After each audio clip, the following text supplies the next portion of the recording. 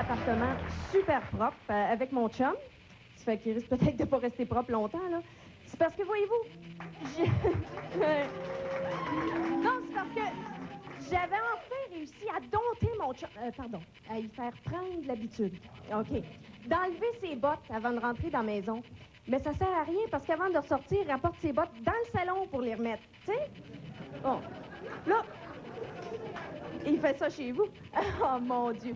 Mais pour la salle de bain, je lui ai dit, là, mon amour, faut que tu installes une chose dans la salle de bain pour éviter 90 de nos chicanes de ménage. Une petite gouttière tout le tour de la toilette. Il s'est pas visé. Ça nous prendra au moins un tapis sur le pantalon, quelque chose.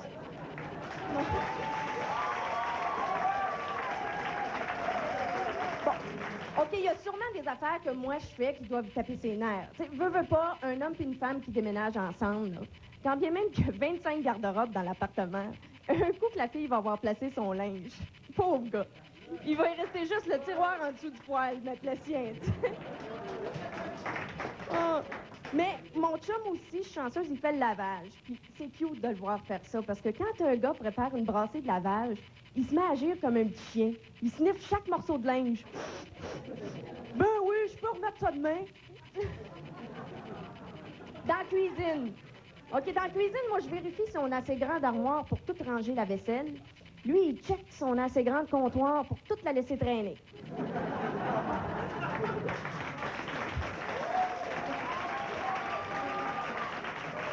Puis moi, je voulais habiter au 3e étage parce que c'est sécuritaire. Lui, il voulait habiter au rez-de-chaussée parce que le sac à vidange ne fendra pas quand il va le pitcher par la fenêtre. Mais je suis chanceuse d'être en amour quand même. Parce que j'ai une de mes chums de filles, là, est bien tannée d'être célibataire. Ça fait que l'autre jour, j'ai dit, à soir, ma fille, on sort, puis on trouve un chum. Ça fait qu'on est dans un bar, puis à un moment donné, il y a un gars qui l'aborde. Bon, il marchait de même. Je présume qu'il devait faire de l'arthrite aux aisselles, là, je sais pas. Mais tu sais, un beau grand gars, là, bâti, musclé, qui couche au Nautilus, là, beau bonhomme. Mais il s'ouvre la bouche. Tu sais, le genre de gars qui peut pas compter les poids qu'il lève, là. J'ai dit à ma chum, là, regarde-le, le gars, là. L'enveloppe est pas pire, mais s'il y a rien à m'aller dedans, liche pas le timbre.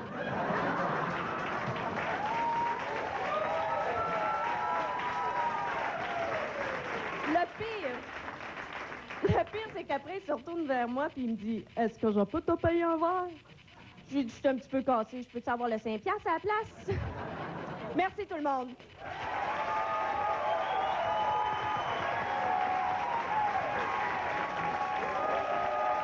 OK, les femmes parlent trop, ça a été réglé, ça on a réglé ça en première partie. Vous êtes d'accord avec ça? C'est correct, ça? Mettons. Les autres travers, qu'est-ce que vous reprochez surtout aux femmes? Paul? Moi, rien. Non? Non, rien. La seule chose, mais ça dure depuis des siècles et des siècles, c'est notre rapport à la monogamie et à la fidélité. C'est ça. Ça, c'est le grand problème. Non, mais attendez. Ça, c'est le grand problème. Mais ce que vous comprenez pas, c'est quand vous êtes amoureuse d'un mec, vous lui mettez le poids de... Ou lorsqu'un homme est amoureux de vous ou est avec une femme, vous lui mettez d'autorité le poids de toutes les autres femmes de la planète sur ses épaules. Et ça, c'est terrible. Vous pouvez être fidèle simplement si vous êtes sur une île déserte ou si vous êtes aveugle.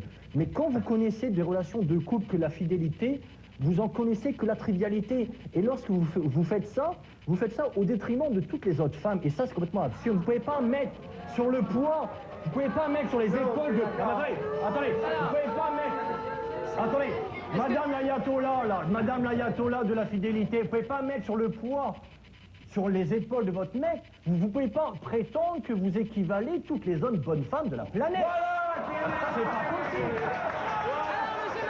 Mais c'est pas possible.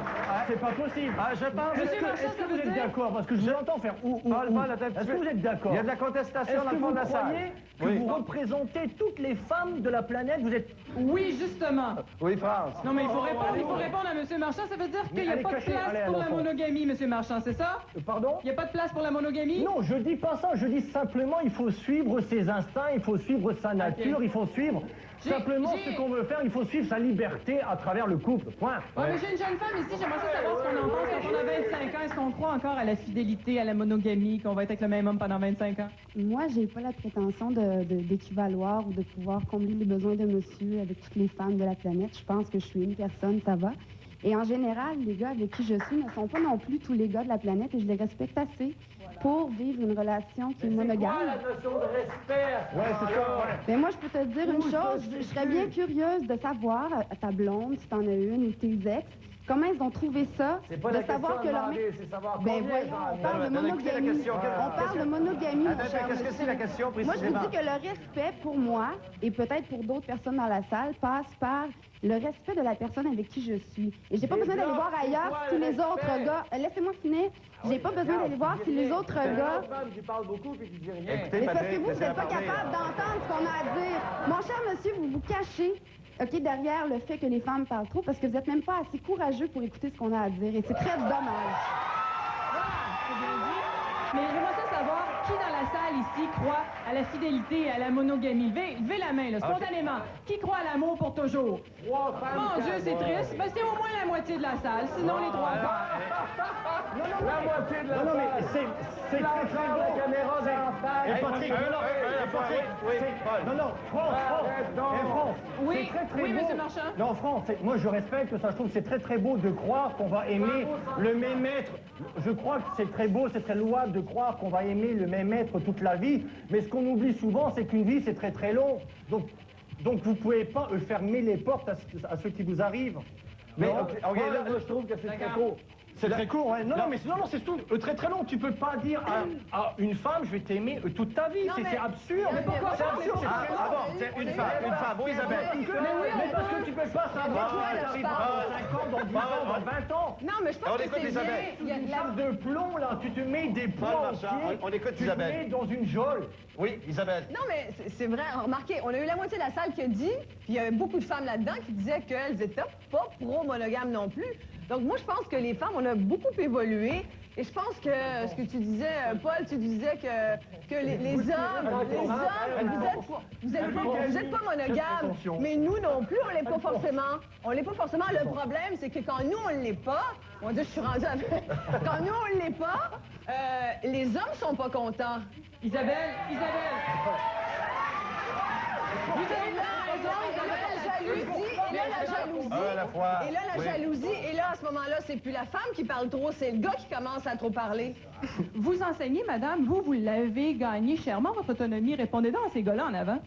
Bien, d'une part, je pense que, à regarder le gars qui est dans la cinquantaine, à peu près mon créneau d'âge, disons que ça vous Monsieur explique Boucher. pourquoi. Ça vous explique pourquoi ça prenait le mouvement de libération des femmes et des propos semblables, fallait bouger, d'une part. Ça place les choses en perspective. On continue. D'autre part, de prendre parole, ça ne veut pas dire A, d'écraser les autres, et B, de ne dire que des choses qui n'intéressent pas les autres. Ce que ça veut dire, c'est essayer de se comprendre un peu plus. Si vous avez peur qu'on vous comprenne, écoutez, je pense que c'est votre problème, c'est pas le nôtre. Nous autres, on essaie de vous comprendre et c'est ça l'intérêt des femmes à l'heure actuelle. Attendez un peu, on s'adresse à M. Boucher, là. Oui, vous répondez à ça, M. Boucher? Ben oui, ben, je me demande de quoi elle parle. Quand elle parle de libération des femmes, je regarde ce que la vie des femmes y avait il y a 50 ans. C'est vrai, elle avait une petite vie tranquille, élever les enfants, puis prendre soin de la maison, puis tout ça. Et c'était bien prisonnière. Aujourd'hui, elles ont double tâche. Il faut qu'elles courent boulot, dodo. Il faut qu'elles courent les enfants à garderie. Il faut qu'elles se stressent avec toutes les décisions. Il faut qu'elles gagnent Oui, la mais vie. peut-être que si vous Et faisiez la- votre part, la on n'aurait pas libération- besoin d'avoir une La double tâche. libération de la femme, c'est d'abord la libération de l'homme. Tu peux maintenant aller au golf ce samedi après-midi Ah, ça, pendant que c'était les femmes fait. font une peinture. Ça, Voyons c'était donc. fait. Un C'est gars qui d'abord veut ça, se la soigner libération que de la ce soit il y a femme. 50 ans ou aujourd'hui, il peut toujours le faire. Vous êtes pas ces mettre là-dedans, les gars. Il n'y a Non. rien à dire Vous là-dessus. êtes- C'est pas un problème. Vous êtes- Ça,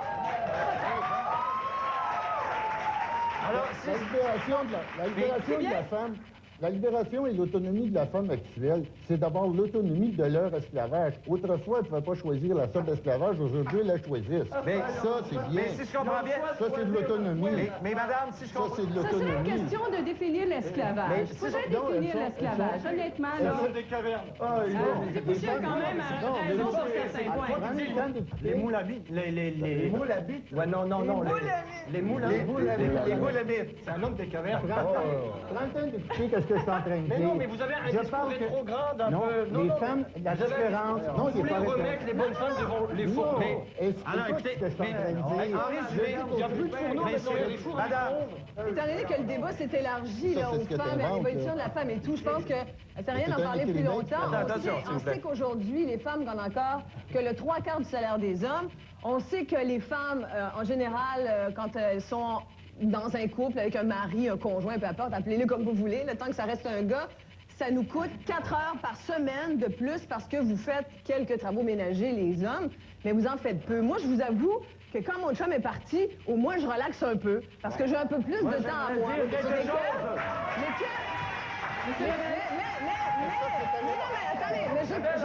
je comprends les désarrois des hommes qui finissent par accuser que les femmes parlent trop, qui finissent par nous accuser de toutes sortes de mots, parce que c'est gentil, mais tais-toi une minute. On va se battre! Que c'est vrai. Je vous avoue, les hommes en ce moment passent une passe très difficile. On sait il y a un manque de sperme en ce moment. On sait, les gars, votre sperme vaut plus ce qu'il valait. ben voyons donc. Non, mais... Ben voyons donc. Alors, mesdames, messieurs, nous faisons une trêve de très courte durée dans cette terrible guerre des sexes et nous reprenons après ces messages.